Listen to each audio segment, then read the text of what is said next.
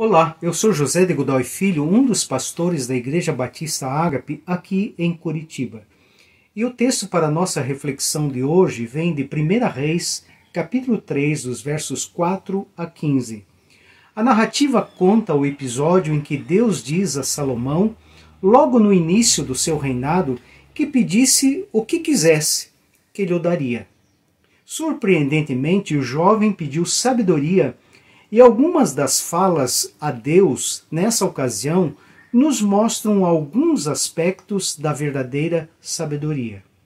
A sabedoria deve se constituir no mais importante desejo de uma pessoa, seja ela gestora ou uma pessoa comum que queira se dar bem na vida.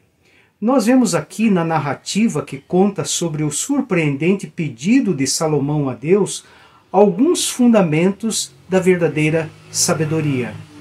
Em primeiro lugar, a verdadeira sabedoria tem a ver com a humildade. Salomão, apesar de muito jovem, quando assumiu o reino, substituindo o seu pai, o grande rei Davi, mostrou-se humilde ante o desafio de assumir tal responsabilidade. Note a sua humildade ao dizer as seguintes palavras a Deus. Versículo 7. Não passo de uma criança, não sei como conduzir-me. No versículo 8 ele diz assim, teu servo está no meio do teu povo que elegeste, povo grande, tão numeroso, que não se pode contar. E no versículo 9 ele diz, pois quem poderia julgar a este grande povo? A humildade é uma das características mais importantes de uma pessoa sábia, incluindo um gestor. Aquele que diz que sabe tudo, que pode tudo e que de nada precisa é arrogante e nada sabe. Veja o que diz as Escrituras em vários dos seus trechos. Provérbios 3,7 diz, não sejas sábio a teus próprios olhos, teme ao Senhor e aparta-te do mal. Provérbios 26,12 diz, tem visto um homem que é sábio aos seus próprios olhos? Maior esperança há no insensato do que nele. E lá em 1 Coríntios 8:2, o apóstolo Paulo diz, se alguém julga saber alguma coisa, com efeito não aprendeu ainda como convém saber. Um escritor chamado Parker diz o seguinte, somente até nos tornarmos humildes e ensináveis, ficando em admiração da santidade e soberania de Deus, reconhecendo nossa própria pequenez, desconfiando dos nossos próprios pensamentos e dispostos a termos as nossas mentes de cabeça para baixo, pode a sabedoria divina ser nossa. Em segundo lugar, a verdadeira sabedoria tem a ver com Deus, versículo 9.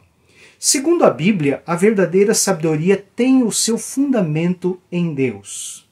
A sabedoria nos é oferecida por Ele, como nos diz o versículo 5. Assim como aconteceu com Salomão, Deus nos oferece a oportunidade de pedirmos também sabedoria para a nossa vida. E Deus agradou-se do pedido de Salomão, como nos diz o versículo 10. Esse é um dos pedidos que mais agradam ao Senhor. Mais do que outros óbvios, como riqueza, dinheiro, bens, etc., o que Salomão, por incrível que pareça, não pediu, como nos diz o versículo 11. A sabedoria também não somente nos é oferecida por Deus, mas ela é nos dada por Deus. Talvez inspirado nessa narrativa, Tiago, lá no Novo Testamento, nos diz, se algum de vocês tem falta de sabedoria, peça a Deus, que a todos dá livremente, de boa vontade, e lhe será concedida. A sabedoria também tem a ver com os mandamentos de Deus para a nossa vida. Versículo 14. Deus vinculou a sabedoria ao cumprimento dos seus mandamentos. A sabedoria de Deus está codificada nos seus mandamentos. Eles não são um capricho de Deus.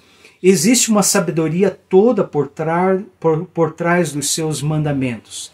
Eles existem para promover vida, segurança, justiça, bem-estar, saúde e longevidade, como nos diz o versículo 14. E na medida em que Salomão obedecesse os mandamentos do Senhor, ele seria muito próspero em seu reinado e vida. Essa era a condição e a promessa. Em terceiro lugar, a verdadeira sabedoria tem a ver com um coração compreensivo, versículo 9. Especificando a sabedoria que pediu a Deus, Salomão solicitou um coração compreensivo, ou seja, um coração dócil, pronto a ouvir. Num curso de gestão de pessoas e aconselhamento, temos ultimado esse fundamento aos nossos alunos. Gestores de pessoas precisam compreender o ser humano. Não podem lidar com eles como se fossem máquinas ou coisas. Eles têm sentimentos, têm emoções, são humanos. Se o gestor não for sensível às necessidades de quem lidera, a probabilidade de ter insucesso é muito grande. E isso se aplica não somente a gestores, mas em todas as nossas relações no dia a dia. Em quarto lugar, a verdadeira sabedoria tem a ver com a prudência, versículo 9. Muitas vezes a prudência é tida como sinônimo de sabedoria. No entanto, eu diria que a sabedoria é mais ampla que a prudência, ou a prudência é um aspecto da sabedoria.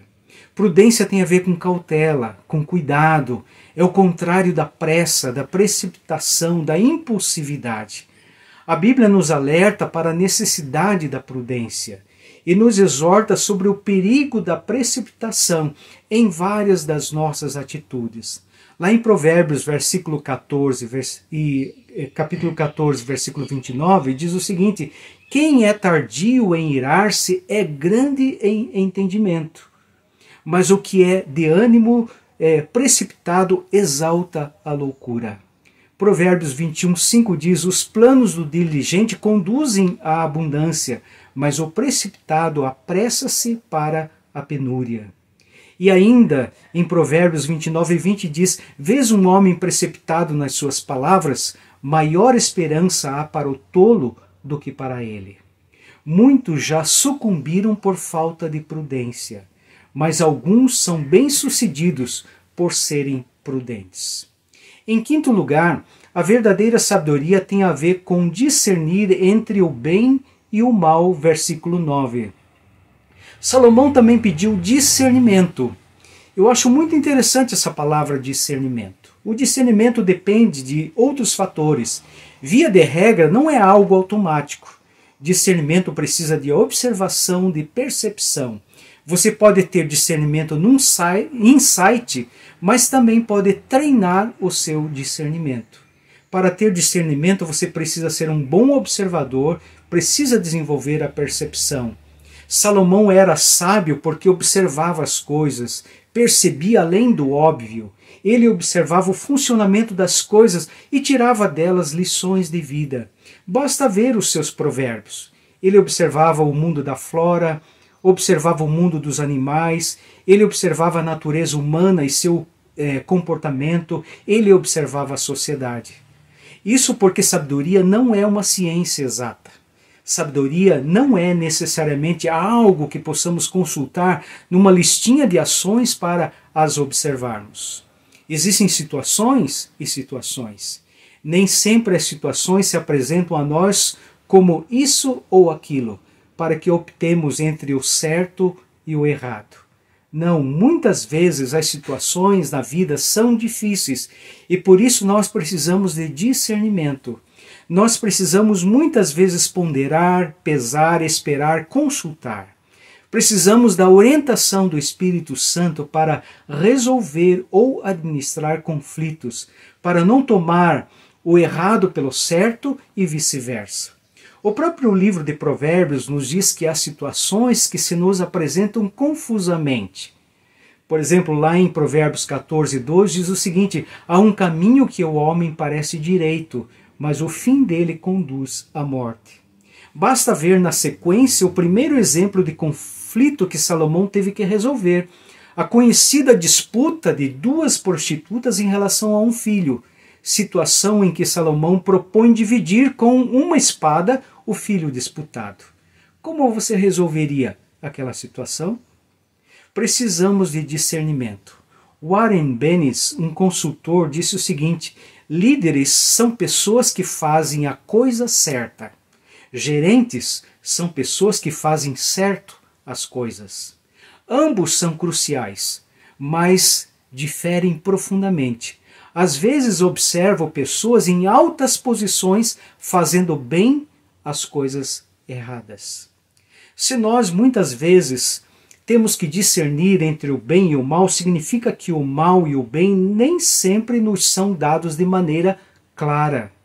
Nem sempre o bem e o mal estão patentes diante de nós para que possamos escolhê-los. Às vezes, até mesmo o mal se traveste de bem, e o bem parece ser mal. As situações nem sempre são o que parecem. Por isso, a prudência e o discernimento. Sem dúvida, a sabedoria tem um compromisso ético-moral com a escolha do bem, daquilo que é bom, daquilo que é justo. Bom, que aceitemos e nos apropriemos da verdadeira sabedoria que Deus nos oferece e pratiquemo-la no nosso dia a dia, seja você um gestor ou não, para que tenhamos uma vida bem-sucedida. Que Deus nos abençoe.